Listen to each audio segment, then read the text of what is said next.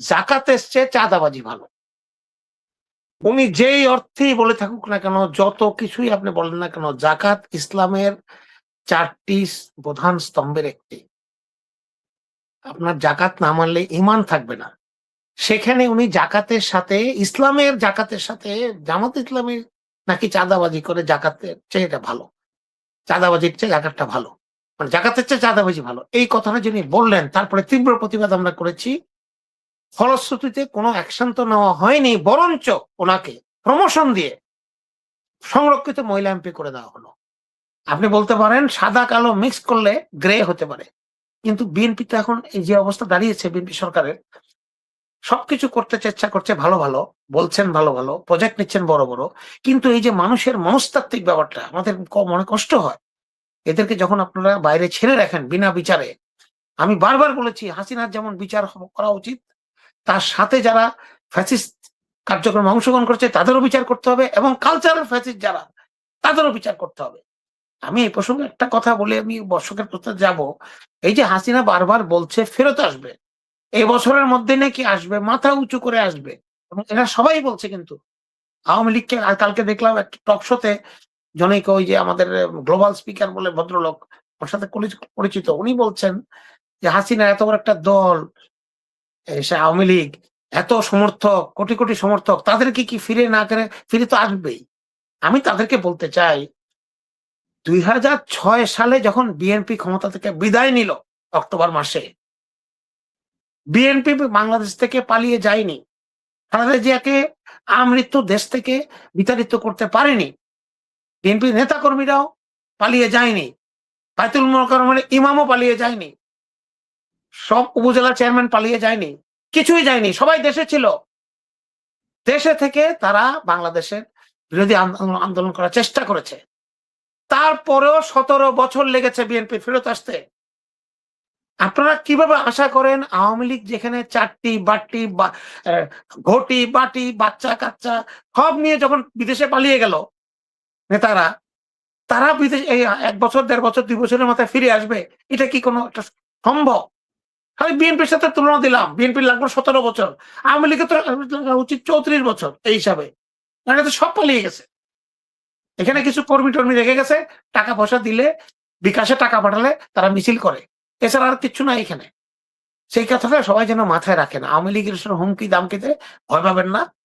এরা এগুলা করে, এবং বিএনপির আমাদের কিছু লোকজন এদের সাথে হয়তো জড়িত আছে। তাদের টাকা পয়সার দিকে নজর, তারা তাদেরকে হালাল করার চেষ্টা করছে। এই হালাল করতে গিয়ে নিজেরা চরম একটা বিপর্যয়ের মধ্যে পড়বে। এটা আমার একটা আশঙ্কা। আমি তাদেরকে সাবধান করে গেলাম। ধন্যবাদ। জি, ধন্যবাদ। আমি দর্শকদের প্রশ্নগুলো নিয়ে আমার মুয়াজ্জম আনমিউট করেন। মনির ভাই শুনতে পাচ্ছেন? জি, শুনতে পাচ্ছি। হ্যাঁ, আমি বলছি যে বিএনপির কিছু কিছু নেতা আছে, তারা যখন দেখে যে বিএনপি ওই যে জুলাই আন্দোলনের সামনে তাদের কোনো সাইনবোর্ড নাই, তাদের হৃদয়টা ক্ষত বিক্ষত হয়। তারা তখনই এটা মেনে নিতে পারে না যে আমাদের ছাড়াই এই অভ্যুত্থানটা হয়েছে, এতে আমরা নাই। পিছন থেকে তারা ছিল ঠিকই, কিন্তু সামনে থেকে তারা নাই, এইটা তারা মেনে নিতে পারে না। এই জন্যেই অনেক এমপি দেখেন ভুলভাল বকে। অনেকেই তো জুলাইকে পুরো অস্বীকার করে, একজন সংসদে তো সরাসরি বলে দিল আননেসেসারি। আর এই নীলুফার মনি এ তো শুরু থেকেই জুলাইকে অপমান করে আসছে। আর আমরা দেখছি বিএনপির হাইকমান্ড পর্যন্ত নেতা, কোন একটা নেতা এর বিরুদ্ধে কথা বলে না। গতকালকে ছাত্রদল সভাপতি একটা কথা বলেছে, আমার খুব ভালো লেগেছে ভাই। এমন যদি এই নীলুফারদেরকে যদি না আটকায়, বিএনপি ভরাডুবিতে চলে যাবে। আমি স্যারের কাছে প্রশ্ন করতে চাই, স্যার, যেখানে বলা হচ্ছে যে মেটিকুলাস ডিজাইন, আসলে কি এটা সম্ভব?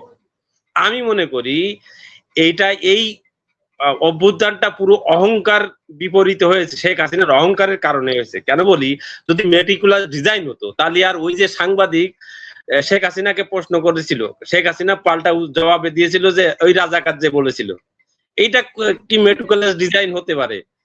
তারপরে আবু সাইদরে যে গুলি করলো, এটা কি মেটিকুলাস ডিজাইনে ওকে গুলি করানো হয়েছে?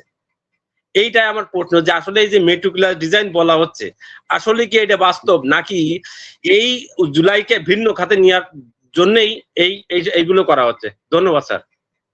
জি, ধন্যবাদ। জসিম। আসসালামু আলাইকুম মনির ভাই, আপনাকে অসংখ্য ধন্যবাদ আমাকে যুক্ত করার জন্য। আমার প্রশ্ন ক্যাপ্টেন মারুফেল স্যারের কাছে। মারুফেল স্যার, বিষয়টা হচ্ছে যে বিএনপি যেমন বর্তমান আমাদের প্রধানমন্ত্রী তারেক জিয়া সাহেব, ওনার সম্মানিতা মা একজন আমাদের মাথার তাজ, শহীদ প্রেসিডেন্ট জিয়াউর রহমান, ওনার মানে অনবদ্য অবদান আমরা বাঙালি হিসেবে আজীবন মনে রাখবো।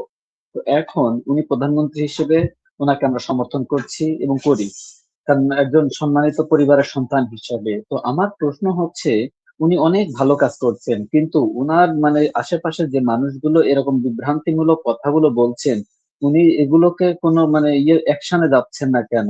তো যদি অ্যাকশনে না যেয়ে থাকেন, আমরা কি মনে ধরে নিব বা করবো যে তলে তলে সরকারেরও সম্মতি আছে? কারণ ফজু পাগল একটা আছে, নিরুপা ইয়াসমিন, এই প্রথম বিতর্কিত কথা বলেনি, এর আগেও বলেছে। হম, এর আগেও বলেছে, একাধিকবার এইটা নিয়ে বলছে সে।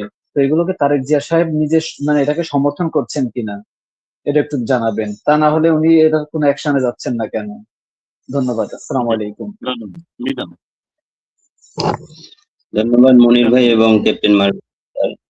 আমার প্রশ্ন হচ্ছে যে মুক্তিযুদ্ধ হয়েছে 54 বছরে, সেটা নিয়েও তো বিতর্ক হয়, তবে জুলাই নিয়েও তো বিতর্ক হবে, এটাই স্বাভাবিক।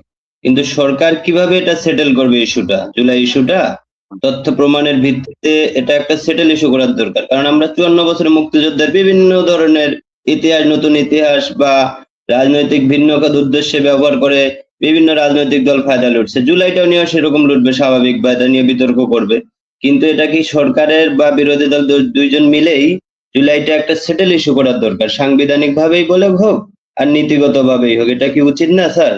দ্বিতীয় প্রশ্ন হচ্ছে আন্তর্জাতিক বিষয়। আয়াতুল্লাহ আলী খামেনি মারা যাওয়ার 4 মাস পরে যে ইরান যে চমকটা দেখাইলো গোটা পরাশক্তি রাষ্ট্রগুলোকে, বিশেষ করে ইসরায়েল এবং আমেরিকা বলয় রাষ্ট্রগুলোকে, যে 2 কোটি প্রায় মানুষ হবে এবং বিভিন্ন দেশের প্রতিনিধিরা আজকে সশ্রদ্ধ শ্রদ্ধার মাধ্যমে গোটা বিশ্ব আজকে তাকিয়ে আছে কিন্তু ইরানের দিকে আয়াতুল্লাহ খামেনির জানাজার। এবং অত্যন্ত তাৎপর্যপূর্ণ বিষয়, আপনার ষড়যন্ত্রকারী আধিপত্যবাদী শক্তি সেখানে আয়াতুল্লাহ খামেনির একজন নাতিনি ছিল 17 মাস বয়স, তাকেও হত্যা করা হয়েছে। নির্মম এক ইতিহাস। সেখান থেকে আমাদের মুসলিমদেরকে শিক্ষা নেওয়া উচিত না? ইরান জাতি যে কত বড় বীরত্ব, তারা কখনো নত স্বীকার করেনি, এখন পর্যন্ত নত স্বীকার করেনি। এখানে কিন্তু হামলা করারও বিভিন্ন মিডিয়া জানাইতেছে হামলা করার আশঙ্কা আছে। ইসরায়েলিরা কিন্তু ভালো না, তারা যে কোনো ভাবে হামলাও করতে পারে, তারপরও কিন্তু তারা দুঃসাহস নিয়ে এখনো পর্যন্ত ওনার জানাজা প্রস্তুতিমূলক কার্যকলাপ চলতেছে এবং আরো 6 দিন চলবে। এটা আপনি কিভাবে দেখতেছেন? এছাড়াও আপনি যেটা আমেরিকার বন্ধু রাষ্ট্র, বিশেষ করে সৌদি আরব এবং সংযুক্ত আরব আমিরাত, এসব রাষ্ট্র নাকি সেখানে শ্রদ্ধা নিবেদন করবে না, তবে এখন শোনা যাচ্ছে নাকি সৌদি আরবের পররাষ্ট্র মন্ত্রী শ্রদ্ধা নিবেদন করছে। এদেরকে কি একটা একটা দেখা মানে? ধন্যবাদ। জি, ধন্যবাদ। রাজু ভাই বলুন। ধন্যবাদ। প্রথমে আমি ওই নীলুফার মনির, বিএনপির সংরক্ষিত এমপি, তার ওই যে বক্তব্যটা আপনি বললেন, এটা ক্লিয়ার বলতে পারেননি। আমার কাছে 20 সেকেন্ডের একটা কাটিং আছে, এটা একটু শুনিয়ে দিতে চাই।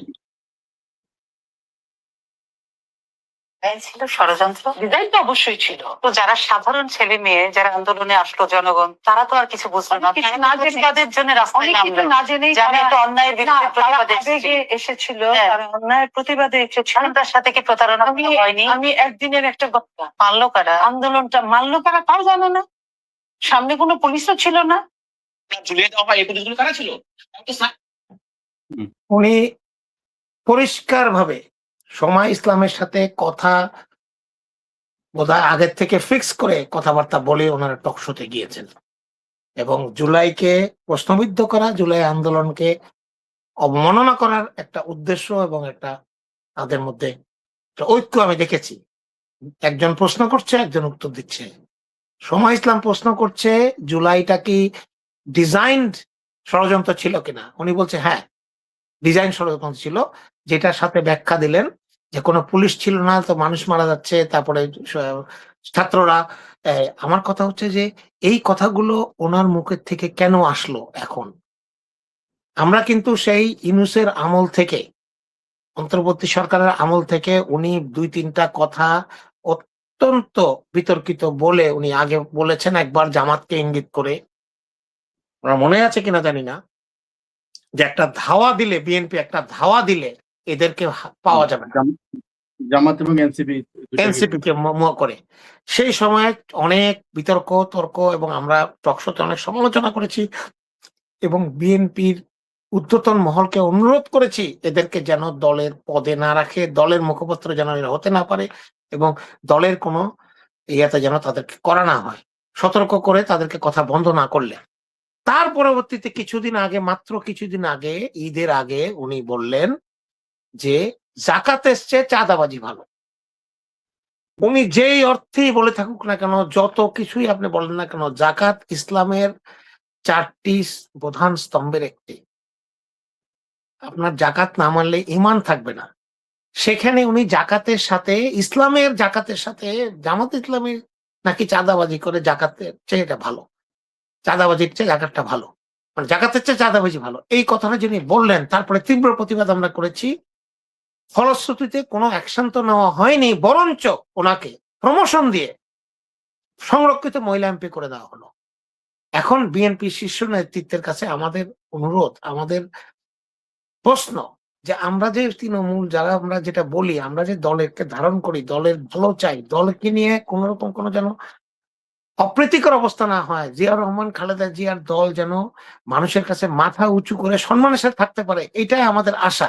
তাহলে আপনারা যে এই লোকগুলিকে যে আপনারা যে পদ দিচ্ছেন, এমপি তো দিচ্ছেন, দলের 350 এমপির মধ্যে, টোটাল 350 এমপির মধ্যে দলের বোধহয় 200, এখন বোধহয় 200-250 মতো হবে। তাহলে আমরা তাহলে কি মেসেজ পাবো আপনাদের কাছে, যে আপনারা তৃণমূলের কোনো ব্যাপার, জনগণের কোনো ব্যাপার কেয়ার করেন না? কেন তাকে আপনারা এত কিছু বলার পরেও এমপি করলেন? তার খুঁটিটার জোরটা কোথায়? দিল্লি নাকি কোথায়? কলকাতা? কিছু তো আছে অবশ্যই।